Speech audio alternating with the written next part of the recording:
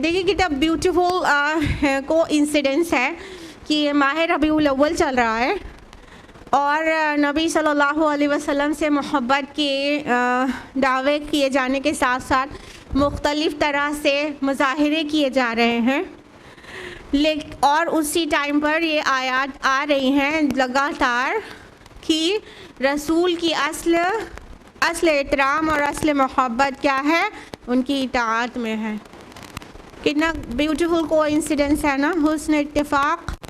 तो अल्लाह ताला क्या कह रहे हैं, नबी इनसे कह दीजिए, इनको वाज़े कर दीजिए, अतिउल्लाह व अतिउर रसूल, इताअत करो अल्लाह की और इताअत करो रसूल सल्लल्लाहु अलैहि वसल्लम की। ये फ्रेज़ जो है कुरान हकीम में no less than 11 different places पर आता है और अल्लाह की इताअत के साथ हर जगह रसूल की इताअत साथ लगी हुई है। It's mention in different places of the Quran, like in सूरह अल इमरान सूरह नंबर 3 आयत नंबर 32, आयत नंबर 132, सूरह निसा सूरह नंबर 4 आयत नंबर 59, सूरह माइदा सूरह नंबर 5 आयत नंबर 92, सूरह अनफाल सूरह नंबर 8 आयत नंबर 1, आयत नंबर 20, आयत नंबर 46 और ये मकाम है सूरह नूर का आयत नंबर 54। फिर उसके आगे सूरह मोहम्मद सूरह नंबर 47 आयत नंबर 33, सूरह मुजादिला सूरह नंबर 58 आयत नंबर 13 और सूरह तगाबुन सूरह नंबर 64 आयत number 12। No less than 11 different places पर ये फ्रेज़ ऐसे का ऐसा आ रहा है, तो अल्लाह वाती और रसूल, इताअत करो अल्लाह की और इताअत करो रसूल सल्लल्लाहु अलैहि वसल्लम की। अल्लाह ताला कोई बात एक बार भी हुक्म दे दे तो सर आँखों पर, लेकिन अल्लाह पाक जिस बात को इतनी बार दोहराए तो उसकी अहमियत का पता चलता है। यानी अल्लाह ताला कह रहे हैं कि ए मोमिनो, तुम्हारा दावे ईमान सच्चा तभी है जब तुम रब और रसूल की इताअत करो। और देखिए रब की इताअत को रसूल की इताअत के साथ ऐसे जोड़ दिया गया है कि जैसे दोनों चीज़ एक ही है, और ऐसे ही ये समझ की बात नहीं है, कहा भी गया है। सूरह निसा सूरह नंबर 4 आयत नंबर 80 में अल्लाह ताला ने फरमाया कि मैं युति रसूला फ़क़द अता अल्लाह, जिसने रसूल की इताअत की उसने अल्लाह की इताअत की। बिल्कुल हम माना है रसूल की इताअत अल्लाह की इताअत के। अभी एक आयत के बाद आयत नंबर 56 आएगी, उसमें सिर्फ रसूल की इताअत के लिए कहा गया है। कहने का मतलब रसूल की इताअत और ज़्यादा बार कही गई। सोचिए ज़रा इसकी अहमियत और ज़रा पॉन्डरिंग कीजिए इस बात पर कि क्या आज रबीउल अव्वल के महीने को जिस तरह सेलिब्रेट किया जा रहा है और जिस तरह मोहब्बत के को ज़ाहिर किया जा रहा है कि हम अपने नबी से मोहब्बत करते हैं, क्या उनकी इताअत का भी वही हाल है? इताअत में है वो, वहाँ पर सुन्नतें फॉलो करते हैं अपने नबी की। मसाजिद तो अभी मेरे भाई के साथ यही डिस्कस हो रहा था कि जुमा जैसी जमातें अगर रोज़ाना 5 वक्त होने लगे तो मंजर ही बदल जाए। मुसलमानों की जो पस्ती और ज़बू हाली है वो किस कदर उरूज और तरक्की में बदल जाए, ये हाल है। हम जुलूस निकाल रहे हैं, झंडे लगा रहे हैं घर में और झंडियाँ लगा रहे हैं पूरी गलियों में और रोशनियाँ कर रहे हैं और कह रहे हैं कि हम रसूल की इताअत गुजार हैं, हम रसूल से के चाहने वाले माशिक़ रसूल हैं, लेकिन उनके घर में 5 वक्त की नमाज़ें नहीं होती। वो हफ्ते में सिर्फ एक नमाज़ पढ़ते हैं, 34 नमाज को फ़र्ज़ ही नहीं समझते। इतनी बुनियादी सी चीज़ जो ना करे वो कैसे दावा करते हैं रसूल से मोहब्बत करने का? रसूल से असल मोहब्बत उसकी इताअत में है। बग़ैर इताअत के खोखले दावे, खोखले मुँह पर मार देने वाले दावे हैं। किसी को बुरा लगे तो माफ़ करे, मुंह पर मार देने वाले दावे हैं कि हम रसूल से मोहब्बत करते हैं।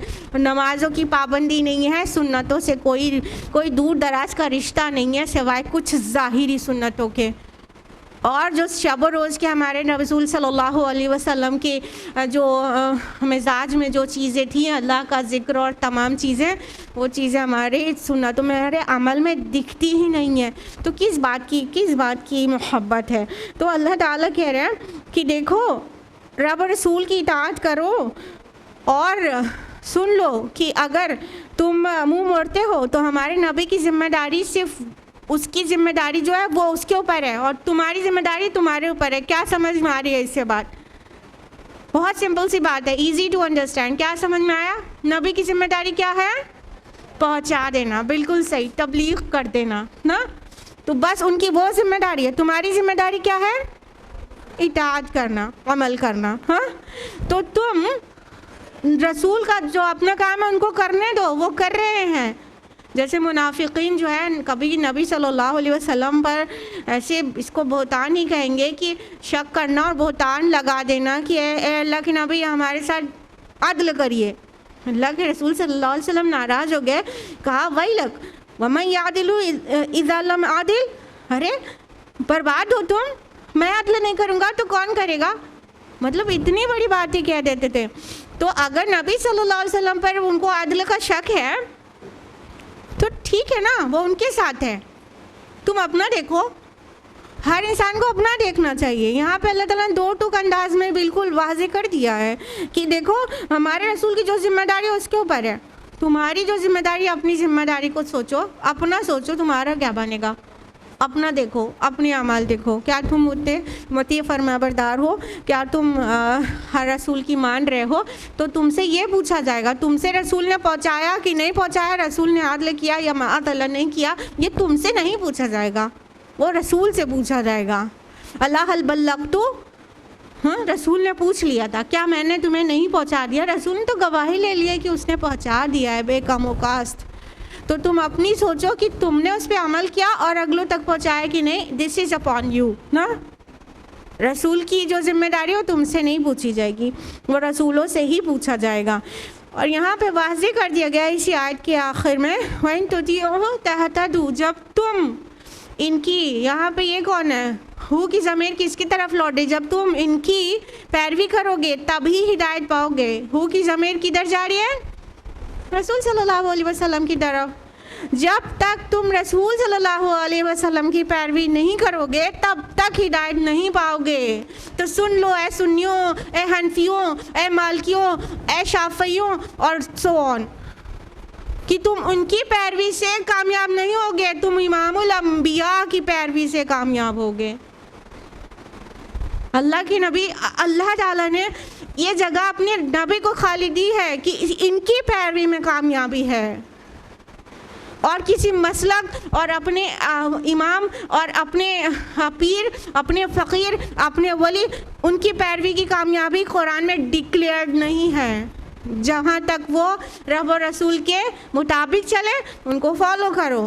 کہیں پہ گڑبڑائے, کہیں پہ کچھ حدیث نہیں ملی, کوئی ریزن ہو گیا, اس وقت تم سیدھا پلٹو رسول کی طرف. تو یہ مقام امام الانبیاء کا ہے. وَإِن تُطِيعُوهُ تَهْتَدُوا, تم جب ان کی پیروی کرو گے تبھی ہدایت پاؤ گے. اور ہم اپنا رخ جب رسول سے ہٹا کر ان مختلف ائمہ کی طرف ایک دم سے فوکس کر لیں گے, یا تو پھر ہم اپنے لیڈرز کو فالو کریں گے یا ٹرینڈز کو فالو کریں گے, ہدایت نہیں پا سکتے. ہدایت کا منبع اور سرچشمہ انسانی جسم میں وہ صرف ایک ہے مکمل ہدایت کا, اور وہ ہے نبی صلی اللہ علیہ وسلم. اتنی پیور کوئی ایگزامپل ہونے کے بعد اس سے کم میں ہم کیوں ایڈجسٹ کرتے ہیں بھائی؟ نہ عقل کی بات ہے یہ اور نہ ہی لاجک کی. ریشنل تھنکنگ ہمیں بڑی اچھی لگتی ہے, اتنی چھوٹی سی بات سمجھ میں کیوں نہیں آتی. سو دس از دا پرابلم. تو ہمیں سمجھ لینا چاہیے کہ ہمیں امام الانبیاء کو فالو کرنا ہے اور تبھی ہم ہدایت یافتہ ہوں گے. اور ہمارے رسول کے ذمہ اللہ تعالیٰ اپنے نبی کو کی طرف سے برات نازل کرتے رہتے ہیں. ہمارے رسول کے ذمہ پہنچا دینے کے علاوہ صاف صاف کوئی ذمہ داری نہیں ہے. نبی صلی اللہ علیہ وسلم نے پہنچانے میں تو کوئی کمی نہیں کی نا. 1.25 لاکھ صحابہ نے, no less than 1,24,000 صحابہ پلس مائنس بھی ہے روایات میں, اتنے صحابہ نے گواہی دی تھی کہ ہم گواہی دیتے ہیں کہ آپ نے بے کم و کاست پہنچا دیا ہے, حق نصیحت ادا کر دیا, حق دعوت و تبلیغ عطا کر دیا. تو تو اللہ کے نبی نے پہنچا دیا تھا.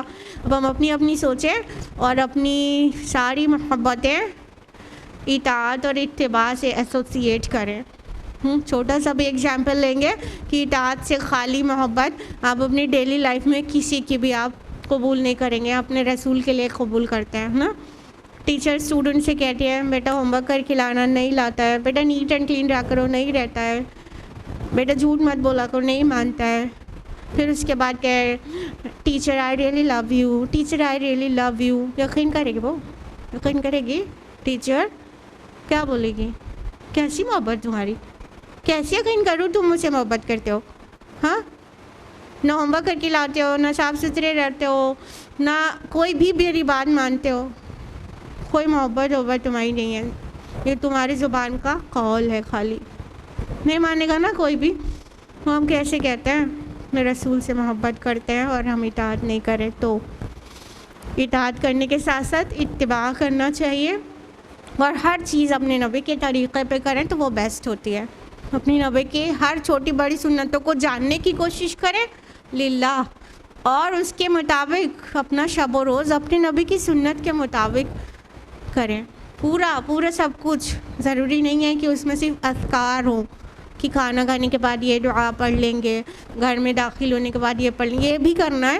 اور جو طریقے ہیں, سوتے کیسے تھے, کھاتے کیسے تھے, چلنا کس طرح پسند کرتے تھے, لباس میں کیا پسند کرتے تھے, سونے کا ٹائم کیا تھا, یہ بہت جاننے کی ضرورت ہے. سونے کا ٹائم کیا تھا, اٹھنے کا ٹائم کیا تھا, بہت جاننے کی ضرورت ہے نا. کیونکہ یہ جو آپ کا یہ ڈیوائس ہے نا, یہ آپ کو نبی کے طریقے پہ نہیں سونے دے رہا ہے نا. نبی صلی اللہ علیہ وسلم سن لیجئے, اگر نہیں معلوم ہے, معلوم تو ہوگا. نبی صلی اللہ علیہ وسلم عشاء کے بعد بات کرنا پسند نہیں کرتے تھے اور سو جاتے تھے, اور عشاء سے پہلے سونا پسند نہیں کرتے تھے. نہ عشاء سے پہلے سوتے تھے اور نہ عشاء کے بعد جاگتے تھے. آج ہم لوگ تو ہاف ناکٹرنل ہو گئے ہیں, جب تک مڈ نائٹ نہیں ہو جاتی سوتے نہیں. گندی عادت ہے, سنت کے خلاف ہے.